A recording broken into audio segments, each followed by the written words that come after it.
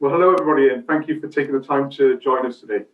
We'll be spending some time discussing the positive response we've had to transition into online learning. We're obviously all aware of the challenges presented by online learning for many families at the moment. So today I'll be chatting with colleagues about what factors have contributed to our recent successes and how we're trying to continue to develop this.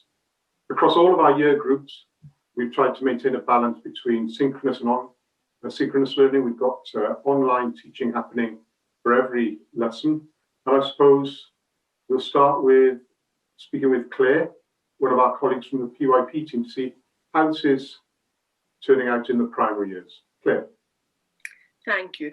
So one of the things that I think has really helped us to get off to a positive start with the online learning was keeping the timetable the same. So there was no changes for the students to learn. We kept the same structure, the same length of the school day, and all of that information was put onto Google Classroom, Google Calendar, which the students were familiar with. When we had the first lockdown last March, we launched live lessons straight away. So we were quite lucky in that we had that term to try out different lessons and see what did and didn't work with our students. And also in the first term of this academic year, when the students were on campus, we used that time to prepare them for the possibility of always going back to online learning. So they were familiar with Google tools, which we use a lot. ICT is also something that we use a lot in school. All of the students in PYP have iPads. So again, that was quite a beneficial aspect of moving to online learning because they were used to completing work, for example, on Google Docs, Google Slides. It wasn't something that was brand new to them. So that really helped us to continue in a similar structure that we would have done when we were in school. It's also been great because it's developed the students' self-management skills when they've been the one who has to take the initiative to go onto Google Calendar and launch, for example, their Zoom meeting and so on. I think something as well that's just made it work is that we've always remembered to be adaptable and flexible and never put too much pressure on the students. So if they were given an independent task to do, we reassured them that they just had to do what they could. And if they were ever unsure, we're always there to support. As David said, we've been finding a balance between synchronous and asynchronous and making sure that any task the students were doing independently, they knew that we were always there to support. They could always rejoin the Zoom if they wanted to ask a question. And finally, I think one of the learner profile attributes about being reflective has really helped us. So at the end of the week in my class, we do a little end of week reflection where the students reflect on what lessons they've really enjoyed and have worked well for them that week and anything that they didn't enjoy as much. So we can take that into consideration when we're planning future lessons. So that's how I think it's been going so far in the PYP. Thanks, Claire. And I think I can testify to that when I was covering some PYP lessons, being newer to the school as I am, that the students adapted seamlessly and the skill set they had, both in terms of the IB skills that we're trying to develop, but also that tech awareness meant that the students could seamlessly move from activity to activity. And I was personally very impressed by the skill set our PYP students exhibited. So well done to you and the team there. I suppose that segues us naturally into talking about maybe some of our older students and looking at how the MYP students have fared. So maybe Fiona, if I could ask you as one of their teachers. Yeah, I think a strength of the MYP team, and I'm sure this is the case for the PYP team as well, is that we're trying to be really empathetic to the students in this situation. We're all in a different learning environment, be it working in school with a reduced number of children or working from home with all of the distractions that can entail. And obviously that's not the normal learning environment for students. So we're being, sort of empathetic towards that whilst maintaining, fast-paced, interesting lessons. And I think what I've been particularly impressed with is that in the Zoom lessons, the MYPs are particularly adept now at using the technology to allow productive discussion. So they are very careful to mute themselves when they're not talking to avoid that background noise. They're really keen to use the other functions on Zoom as well that allows that kind of discussion and communication, whether it's the hands up function, the emojis function, the chat function. So we're really getting quite a lot of interactivity in the lessons, and I think that interactivity and the kind of like commitment to that allows us to keep a kind of normality in this situation, which is of course very abnormal. So we have teacher-led. Every lesson has an element of teacher-led, and then there's also independent activities where the groups assigned by the teacher can be placed into breakout rooms, which allows them to work together collaboratively, which again contributes to that idea of normality. You know, there's not the isolation that some of us experience in this kind of online learning environment. So that's been a really effective way. And you know, you can kind of pop in and out of those breakout rooms like you would in the classroom. So it's a really effective way of conducting collaborative activities.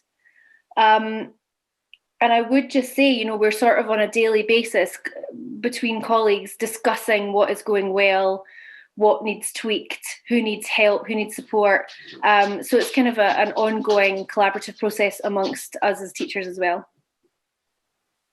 Just in response to the piece about collaboration there, how well are the students collaborating, bearing in mind the challenges in front of them? Have you seen this to be a positive aspect? Yeah, I've been really impressed with their ability to communicate and work with each other in this way. And I think as well, we've got to continue to work on social skills, you know, on communicating out with the classroom, you know, allowing that kind of space for a bit of discussion about our day, a bit of, you know, building of friendships, strengthening of friendships as well. So the group works on two levels, in one sense that it's academic and they're working on a lot of academic skills, but also a lot of soft skills, you know, the communication, the social skills, and the developing and maintaining of friendships as well. I think you raise a very important point there, that social aspect that we maybe miss out upon.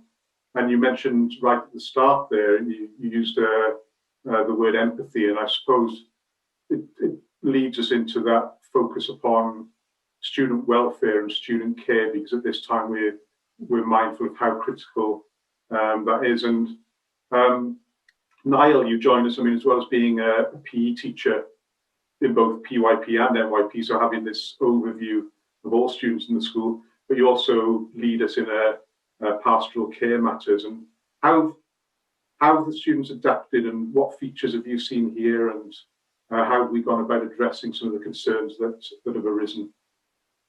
Yeah, so with the way we've constructed our program, very much with student well-being and student welfare is at the very core of our purpose. And, you know, we're very lucky to have such a kind and caring staff team who are able to make that a reality on a daily basis. So when every student joins us first thing in the morning, one of the first adjustments we made to the timetable was an extended registration period where students are able to catch up with their friends, have a little chat and a joke with their teachers, share some personal stories about themselves, and just get the logistics of the school day all organised and sorted, ask any questions that might have been pending from the day before, and generally getting organised for the day ahead. And that allows students just to ease into the school day and have that little bit of light social interaction and keep building those friendships, as Ms. Fiona outlined, which is such a central part to our purpose.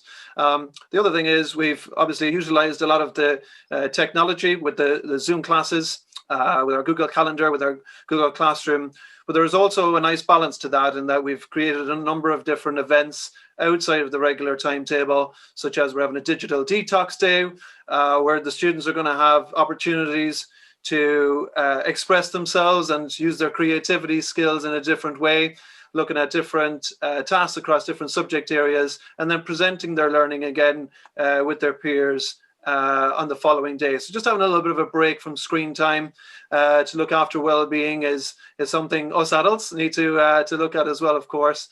And that's been very, very important.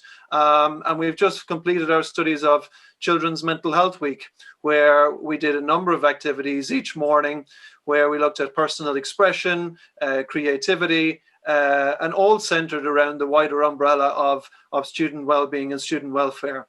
In addition to that, then I've met with parents on a very regular basis, making sure that we are empathetic to their needs and as supportive as we possibly can be, and reaching out, because each person's circumstances are slightly different, and we certainly believe in a personalized approach, and making sure that our level of care for each family and for each student is at the best level that it can possibly be.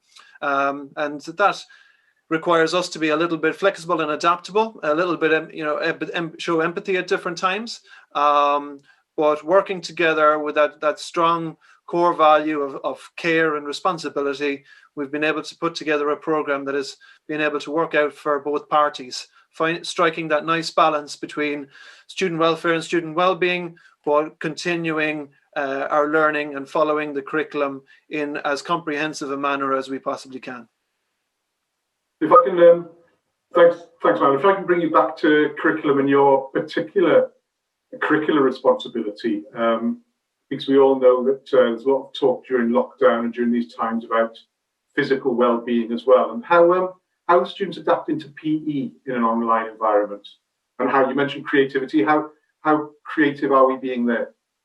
I think our students have been absolutely remarkable. They're actually truly inspirational when I see the different range of activities that we've been able to complete, from our very youngest students all the way through to our students in the MYP. With some of our youngest students, we've kept up lots of different movement-based classes. So we continue to work on our fundamental skills. So our jumping, our throwing, our catching, we're able to do it all on Zoom. Sometimes we're in confined spaces. Sometimes we've got to move chairs and tables out of the way, but we have continued with our program of study. And yes, we've had to adapt it along the way, but students are able to show a fantastic level of energy for their learning. They're still able to do lots of reflection, still engage in lots of discussion, and we are trying to continue with that high level of physical activity, because I think it's one of the things that is widely discussed in society at the moment, is that, for not only our students, but for all the adults, everyone in our school community, to remain as physically active as possible is so important at this time. And when the students are sharing about even going out for a walk in their local community, or we've had students talk about doing taekwondo classes and judo classes, karate classes, athletics classes, dance classes online, when they're able to bring that into the lessons and share with us, bring it into their homeroom time, and that combined with what we do in our lessons, the students in our school community have been very physically active throughout this time, but are also aware of the wider, taking responsibility for the wider health and well-being, both physical and mental.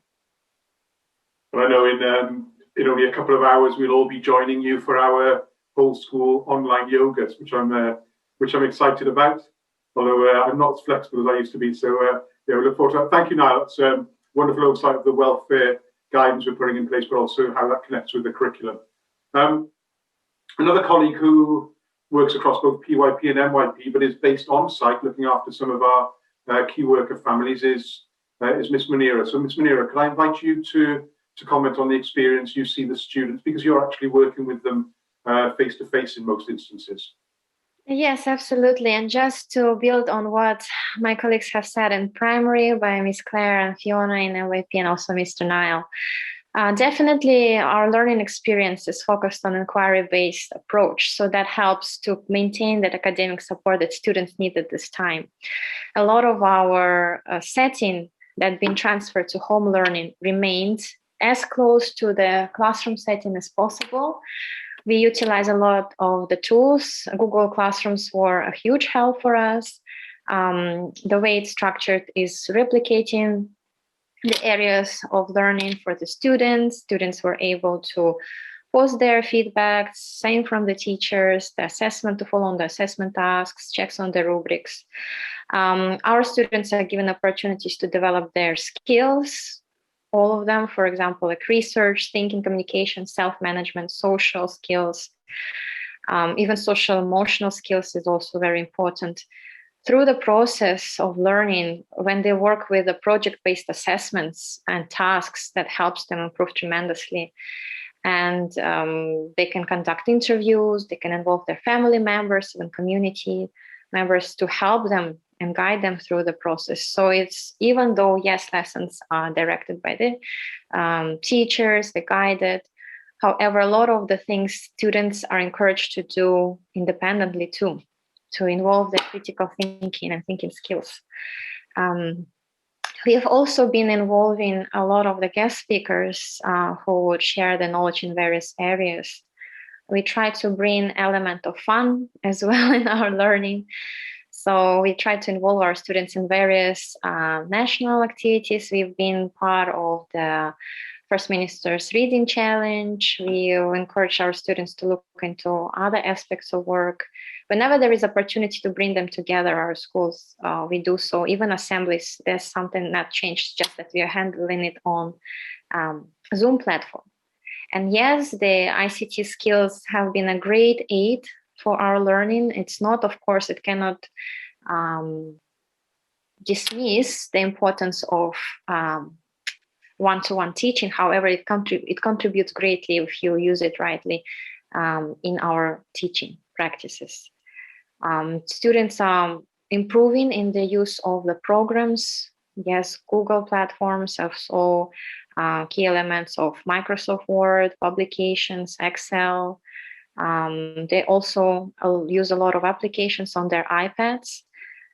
In terms of that, we support our students with various packages that have been sent home with the resources and materials.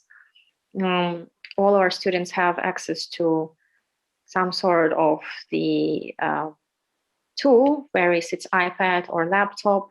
So that's eases the part on parents as well as students, especially. Yeah, I think you something I'd obviously overlooked there, but I think you bring something important, because I'm aware that we've also sent home musical instruments where required, and so forth. So students who have required a physical piece of equipment have been able to continue the music lessons. And I think last week we were sourcing resources to be sent home for science experiments. So there's been a lot of that connection between those of us who are still on site, but facilitating for those off site has been positive. And you joined me this week, Ms. Munira, in speaking with parents. I believe every one of us here has been reaching out to parents in different ways. And how have you felt that parents have responded to this latest online learning and lockdown period? Obviously, they want children to be back in school, but how have they responded to what we've put in place?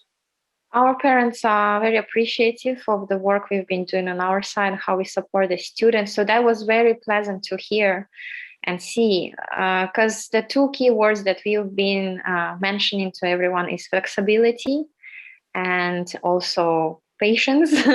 So as we adapted, we also took into consideration a lot of feedback that was coming in from the students and from the parents as well, and our teachers too, because we would know as well how the class dynamics goes, what things we need to adjust, and all of the things being communicated back and forth. I think it was positive from the parent side. They appreciate this effort. And I think there were hardly any remarks, actually. So I think some of the ones I recall, it was parents who are overwhelmingly positive in support of our daily reading initiative that is taking place now, where students drop everything and read, and therefore deliberately get some time off screen. And also it was parents who requested the 5-minute extension to break times, just to physically get students away from a device, do something, whether they be at home or in school, which forces them away for that slightly longer period, to give them a genuine, legitimate break between learning, because we know it's obviously, it is demanding. But yeah, lovely to hear that the parents have been so supportive. And I suppose before we do close, and I invite Melcher, something I'd like to hear from you all. Unfortunately, Miss Anna isn't online with us, but those of you who are involved with or supporting the production of The Grinch, would anybody like to comment on how that fared and how that was received? Because I thoroughly enjoyed it myself. So anybody who could talk us through the way we put that together, because it was a wonderful, wonderful outcome. Maybe I can just start and my colleagues can add on. So the challenge was, because when we were approaching December time and of course end of semester, we wanted to continue the practice that we've been doing it with our children, which is school production, but we were thinking, okay, how we can do it. So Miss Anna came with brilliant ideas to do it using the green screen. And that's how the idea started. We actually had 2 plays, one for MYPs and another one for PYPs, but then certain aspects in the scenes, all the hits were there. We also needed to think of the social distancing and like how many children can be seen together at the same scene, how they positioned. So there were a lot of aspects involved that maybe not so visible on the screen when you see the whole picture, but the preparations for it took a lot of time. However, it was well received by the students. They were really enthusiastic. Miss Anna also did a wonderful job of compiling it together. What do you guys think? Miss Fiona, Mr. Niall, Miss Claire? I would have to agree with you. And I think that for Miss Anna, there's been a real challenge this year because she loves singing. And obviously we haven't been allowed to sing indoors, and she has gone above and beyond to make sure that singing happens. She's been standing outside in the freezing cold. She's been doing singing on Zoom, and she managed to pull off, a really wonderful, warm and fuzzy Christmas show despite all of the restrictions that were in place.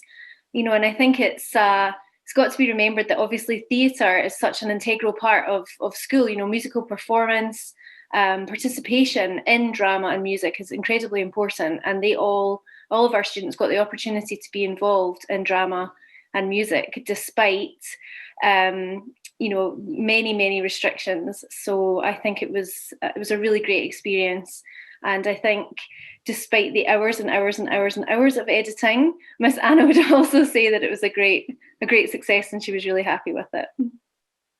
I would very much echo those sentiments from Miss Fiona. I thought it was 2 absolutely fabulous productions.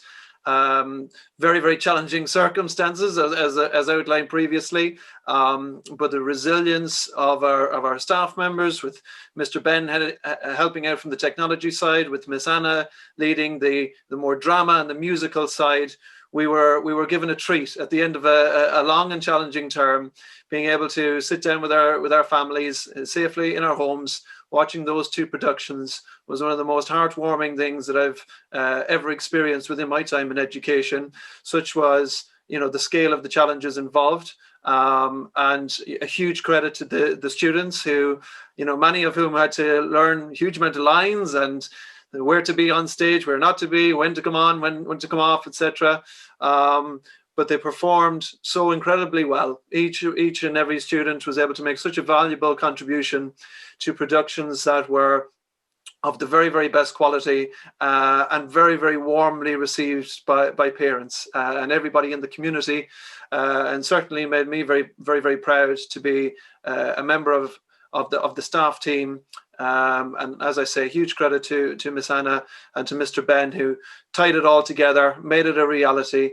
And it was really such a fabulous event for everybody, coming together and producing something that was truly appreciated by everyone in the community.